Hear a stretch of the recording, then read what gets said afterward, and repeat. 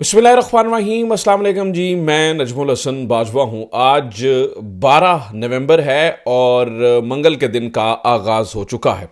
सबसे अहम और बड़ी खबर यह है कि इमरान खान के सामने आधा सरेंडर किया जा चुका है और आधा सरेंडर किए जाने की तैयारी है।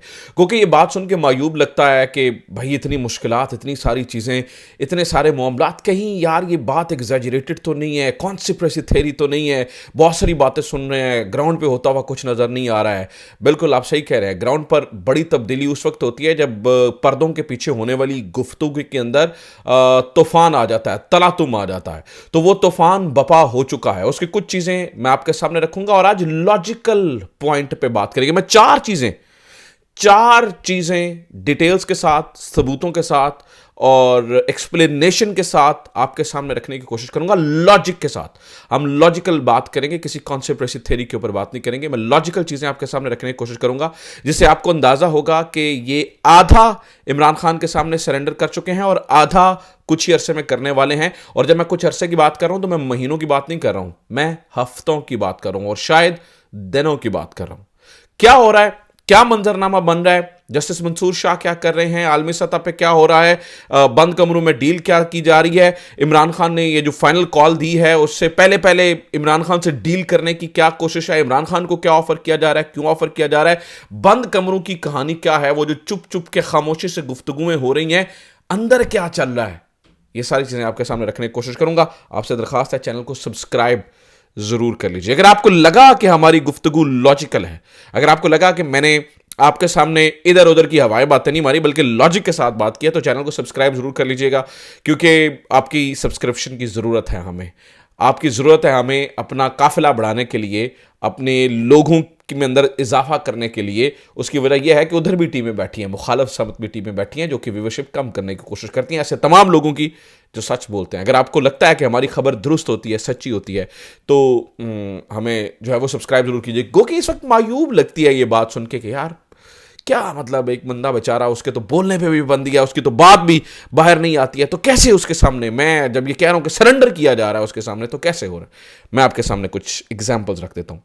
नाज़रीन इकराम, 3 नहीं बल्कि 4 मुख्तलिफ इंटरव्यूज में राना सनाउल्लाह साहब ने एक बात की है और वो बार बार कह रहे हैं जी हम तो इमरान खान से बात करने के लिए तैयार हैं, हम तो बात करने के लिए तैयार हैं और बगैर किसी शर्त के बात करने पर तैयार हैं। हमारा वजीर आजम भी बात करने के लिए तैयार है, लेकिन वो हमसे बात नहीं करते हैं। ये क्या, अगर एक बंदा इतना इररेलेवेंट है कि उससे होने ना होने से आपको फर्क नहीं पड़ता, आपने जुडिशरी का काम सेट कर लिया, एक्सटेंशनें हो गई, आप अगले 5 7 8 साल तक इजी बैठे हैं, कोई रौला नहीं है, तो आपको ये कहने की क्या जरूरत है एक ऐसा शख्स के जिसकी गुफ्तगू भी बाहर नहीं आ सकती है। अगर आपको उससे टेंशन नहीं है तो आप क्यों कह रहे हैं कि हम गैर मशरूत बात करने के लिए तैयार हैं।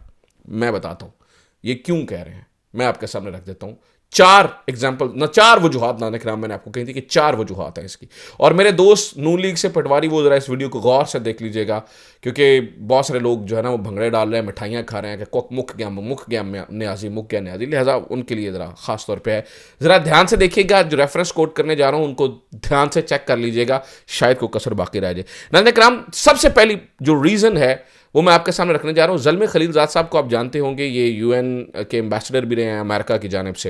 इन्होंने कल एक आर्टिकल शेयर किया, उस आर्टिकल, और ये एक्सप्रेस, मेरे ख्याल से ये यूके का अखबार है, express if I am not wrong.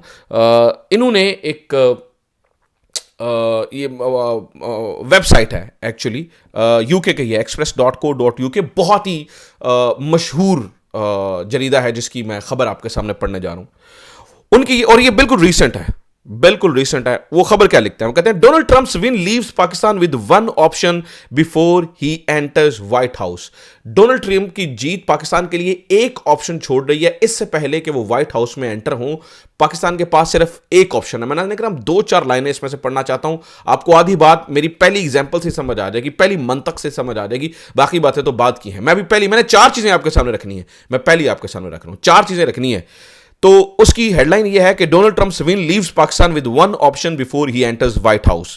अच्छा, उसमें वो क्या कहते हैं, गो के थोड़ी सख्त बातें हो सकती हैं, लेकिन चूंकि उन्होंने लिखा है तो एज इट इज जैसे लिखा है मैं पढ़ देता हूं। वो कहते हैं Pakistan military establishment has long navigated the country's turbulent political waters but it now faces a potentially volatile scenario with serious international ramifications. वो कहते हैं कि जो होना था पाकिस्तान की जो मिलिट्री स्टैब्लिशमेंट है, जो उन्होंने करना था वो कर लिया, लेकिन अब उन्हें बड़े सख्त माहौल का इंटरनेशनली सामना है। वो क्यों? वो कहते हैं former prime minister Imran Khan remains imprisoned, his removal from power widely viewed as an attempt by Pakistan deep state to silent a popular political figure. उनको, इमरान खान को हटाना इस नजर से देखा जाता है दुनिया भर में कि एक पॉपुलर आवाज को डीप स्टेट ने हटाया।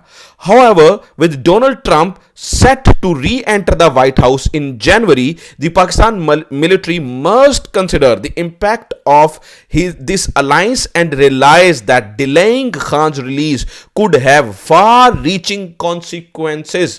इमरान खान को रिलीज करने में देरी मिलिट्री स्टैब्लिशमेंट के लिए बहुत ज्यादा खतरे पैदा कर सकती है, उसके बहुत नताइज हो सकते हैं। यह आर्टिकल में लिखा हुआ जो मैं आपके सामने पढ़ रहा हूं, मेरी इसके अंदर ख्वाहिश या कोई ऐसी चीज शामिल नहीं है, जो आर्टिकल में लिखा है वो मैं आपके सामने पढ़ रहा हूं। अच्छा, आर्टिकल तो बहुत लंबा है, मैं सिर्फ सेलेक्टेड 2-4 लाइनें और आपके सामने पढ़ना चाहता हूं, और मैं कोशिश करता हूं कि उसका थोड़ा थोड़ा उर्दू तर्जमा भी, आप में से ज्यादातर लोग, बल्कि काफी ज्यादा लोग जो है वो अंग्रेजी समझते हैं, मेरे तर्जमा करने की जरूरत नहीं है, लेकिन फिर भी मैं उसका वर्ड टू वर्ड तर्जमा नहीं कर रहा, उसका मफहूम आपके सामने रख रहा हूं।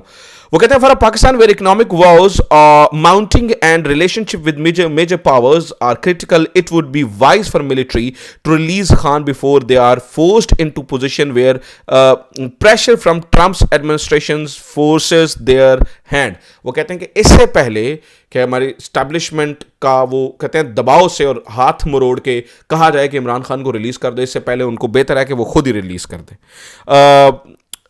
ये 2 पैराग्राफ और बहुत इंपॉर्टेंट है, मैं वो भी आपके सामने पढ़ना चाहता हूं। वो कहते हैं the personal repute between Trump and Khan is a pivotal factor that could shape Pakistan foreign relations if Trump returns to the White House. During their overlapping time in office, both men found वो कह रहे हैं जी बड़ा अच्छा ज़बरदस्त उनका मामलात रहे और चीज़ें रहीं। अब मैं जो रेलिवेंट, सबसे रेलिवेंट पैराग्राफ है इस पूरी आर्टिकल का, वो आपके सामने पढ़ना चाहता हूँ। वो कहते हैं फॉर ट्रंप, और ये पाकिस्तानी अखबार नहीं है, मैं इंटरनेशनल अखबार आपके सामने पढ़ रहा हूँ, यूके की एक जरीदा आपके सामने रख रहा हूँ, उसमें से चीज़ें आपके सामने पढ़ रहा हूँ, और ये शेयर करने वाला कोई आम बंदा नहीं है, इसका नाम ज़ल्मे खलीलज़ाद है। ज़ल्मे खलीलज़ाद कौन? ज़ल्मे खलीलज़ाद जो कि यूनाइटेड नेशंस में यूएस का एम्बेसडर रह चुका है, मैं उस बंदे की बात कर रहा हूँ। वो शेयर कर रहा है जो ट्रंप का इंतहाई करीबी अलाय समझा जाता है। वो कहता है, और वो इस पीस ऑफ पेपर को शेयर कर रहा है। वो क्या कहते हैं इस आर्टिकल में, जो चौथी लाइन है वो बड़ी इंपॉर्टेंट है, चौथा पैराग्राफ। वो कहते हैं for a Trump who knows Khan as a friend, Khan's imprisonment would be a personal affront. Trump has a history for responding negatively to perceived injustice against his allies and friends, especially when he believes they have been targeted by establishment forces. वो कहते हैं कि खान, जिसको Trump number 2 समझता है, ये बात जहन में रखिएगा कि ट्रंप की एक हिस्ट्री है, वो अपने अलाइज और दोस्तों को अकेला नहीं छोड़ता है, खासतौर पर तब जब ट्रंप को यह मालूम हो कि उन्हें एस्टैब्लिशमेंट ने निशाना बनाया, तो वो बिल्कुल अकेला नहीं छोड़ता। ये पूरा पैराग्राफ नाज़रीन किराम, इसके बाद जो है ना वो इमरान खान पे भरा पड़ा है। इमरान खान इस पूरे पैराग्राफ में है, और इसी तरह की बातें हैं, जिस तरह की बातें मैंने पहले 4 लाइनों के अंदर आपको मुख्तलिफ तरीकों से पढ़ के सुनाई है। पहली वजह यह है इंटरनेशनल प्रेशर, इस बात को समझिएगा। पहली वजह यह है इंटरनेशनल प्रेशर, खासतौर पर ट्रंप का वापस आना व्हाइट हाउस से।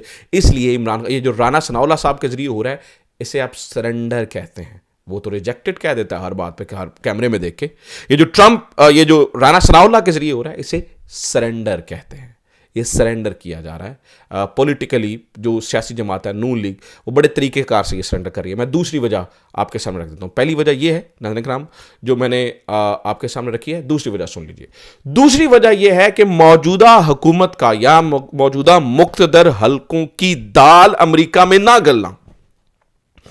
बहुत सारी वजूहात हैं जिसकी वजह से अमेरिका में दाल नहीं गली है। 2-3 वजूहात उसमें से मैं बता देता हूँ। सबसे पहली वजह नाज़रीन किराम, नवाज शरीफ साहब अपने तई अमेरिका में गए। उनकी कोशिश थी कि किसी तरीके से ट्रंप के करीबी हलीफों से या उनकी फैमिली से या इधर उधर बात हो जाए, वो नहीं हो सकी है। वो नहीं हो सकी है। सिर्फ ट्रम्प नहीं मैं करने वाला, और भी वजूहात हैं, वो भी मैं आपके सामने रख देता हूं। सिर्फ ट्रम्प वजूहात नहीं है, और भी चीजें हैं, वो आगे चल के डिस्कस करेंगे, लेकिन जरा पहले जरा दूसरी वजह आप सुन लीजिए। दूसरा नाज़रीन किराम, बताया जाता है कि हमारे ताकतवर हलकों ने भी बहुत सारे लोगों को इंगेज करने की वहां पे कोशिश की, जो कि फायदेमंद और सूदमंद साबित नहीं हो सके। उसकी वजह बताया जाता है, एक शख्स है जिसका नाम है माइक पॉम्पियो। माइक पॉम्पियो ये CIA का साबिका डायरेक्टर भी है, और ये सेक्रेटरी ऑफ स्टेट भी था। इसका बड़ा, यानी कि ट्रंप की फॉरेन पॉलिसी के अंदर इसका बड़ा किरदार रहा है। ये ट्रंप का बड़ा करीबी हलीफ और साथी रहा है। इसके बारे में बताया जाता है कि इसके पाकिस्तान के साथ अच्छे ताल्लुकात थे, और कुछ एक दो लोग वहाँ पे हायर भी किए गए थे यहाँ से, जिनका मकसद था PR और ये वो, और वो भी बड़े पॉजिटिव थे, बड़े उनके अच्छे ख्यालात थे कि अगर माइक पॉम्पियो ऑफिस में आ जाते हैं तो बहुत सारी चीज़ें यहाँ के लिए आसान हो जाएंगी। लेकिन माइक पॉम्पियो की वापस ना आने की वजह से बेड़ा गर्क हो गया बहुत सारी चीज़ों का।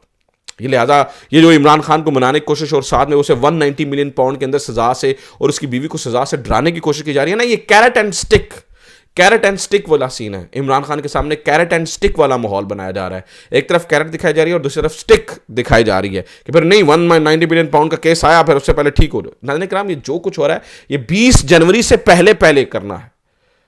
इस वक्त बहुत सारी चीज़ें, 2-3 मुल्कों के पास बड़े महदूद ऑप्शन हैं। जो कुछ उन्हें करना है ना इंटरनेशनली, वो आपने 20 जनवरी से पहले करना है। एक और वजह यह है कि शहबाज शरीफ साहब का राब्ता ना हो पाना।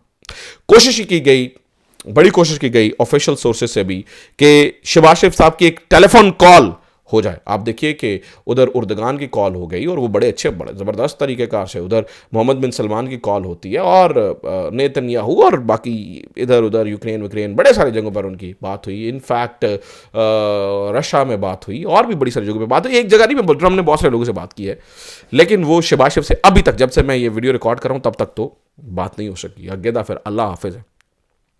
लिहाजा फोरकास्ट किया जा रहा है कि 20 जनवरी के बाद क्या होगा, इसलिए एहतियाती तदाबीर के तौर पर इमरान खान को मनाया जा रहा है। तो मैंने 2 वजूहात आपके सामने रख दी कि ये सारी चीज़ें हो रही हैं।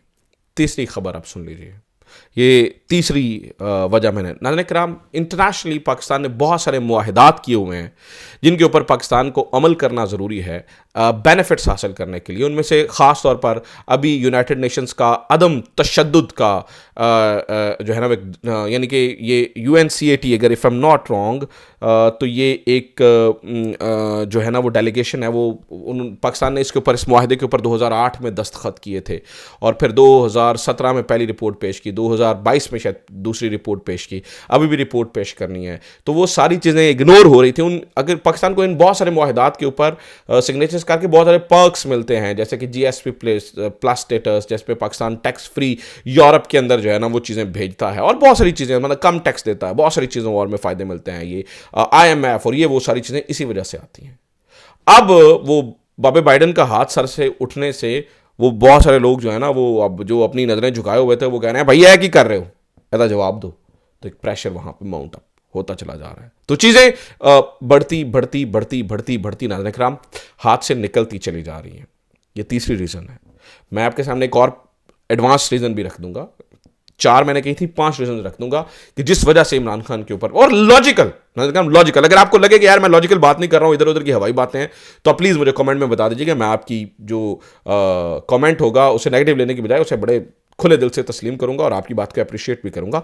लेकिन I am just trying to be very relevant, और मैं मतलब आप बहुत ही कोशिश कर रहा हूँ कि रेलेवेंट एग्जाम्पल्स ही आपको दे सकूँ। मैं खुद भी रेलेवेंट रहने की कोशिश कर रहा हूँ इस पूरे मामले में, पूरे उसके साथ, और आपको एग्जाम्पल्स भी रेलेवेंट देने की कोशिश कर रहा हूँ ताकि ये इधर उधर की हवाई बातें ना लगे।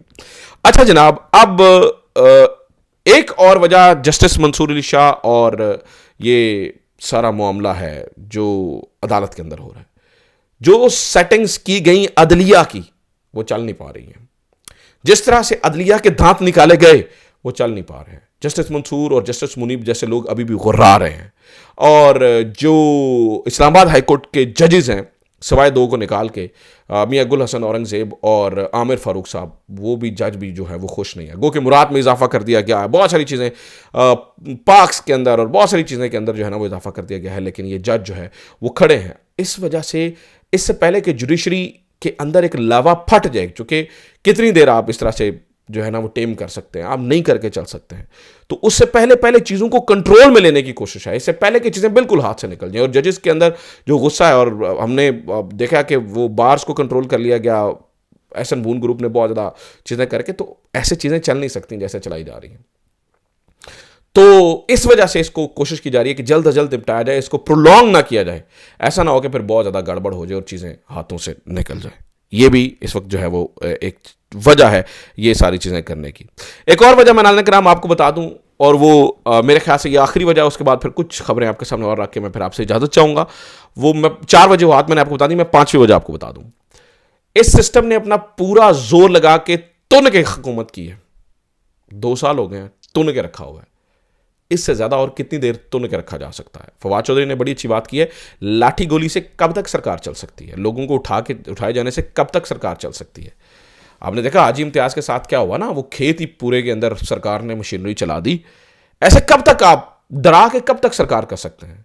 और ऐसी चलाई हुई सरकार में कंसिस्टेंसी कैसे आएगी? ऐसी हुई चलाई हुई सरकार में पॉलिटिकल स्टेबिलिटी कैसे आएगी? नहीं आ सकती। एक नेचुरल फिनोमेना है, नहीं आ सकती है।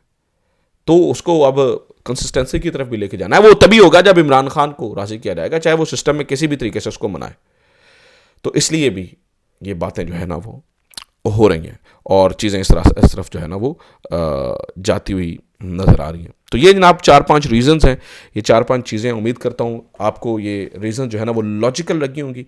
मैंने कोशिश की कि टू द पॉइंट बात करूँ, इधर उधर की हाँकने की बजाय, तज्जिया देने की बजाय मैं आपके सामने फैक्ट्स रखूँ, और आप इन फैक्ट्स के ऊपर हमारे एनालिसिस को देख के अंदाज़ा करें। आप बता सकते हैं कि क्या मैं ठीक कह रहा हूँ या गलत कह रहा हूँ। आप मुझे इस बारे में अपनी राय दे सकते हैं कि क्या आपके ख्याल में भी ये खान के सामने सरेंडर कर रहे हैं या नहीं कर रहे हैं। अपनी राय का इजहार जरूर कीजिए। अपना ख्याल रखिए। खुदा हाफिज़। पाकिस्तान जिंदाबाद।